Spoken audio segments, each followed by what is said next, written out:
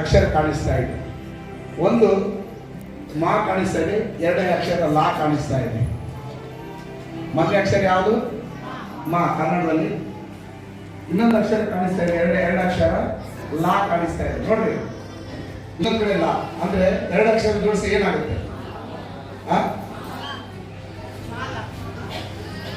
ಮಾಲ ಆಗುತ್ತೆ, ಮಲ್ಲ ಆಗುತ್ತೆ. ಹೌದಾ? ನೋಡ್ರಿ, ಮುಂದಿನ ಭಾಗದಲ್ಲಿ ನೋಡಿ, ಚೆಕ್ ಮಾಡ್ರಿ, ಬೇಗ ಚೆಕ್ ಮಾಡ್ಬೇಕು. ಹೆಣ್ಮಕ್ಳು, ಗಂಡು ಮಕ್ಕಳಲ್ಲ. ಯಾರವರು? ಮತ್ತೆ ನೀವು ಎದ್ದಕ್ಕೆ ಹೆಣ್ಮಕ್ಳು ಅಂತ ಹೇಳ್ತಾರೆ ದೇವರು.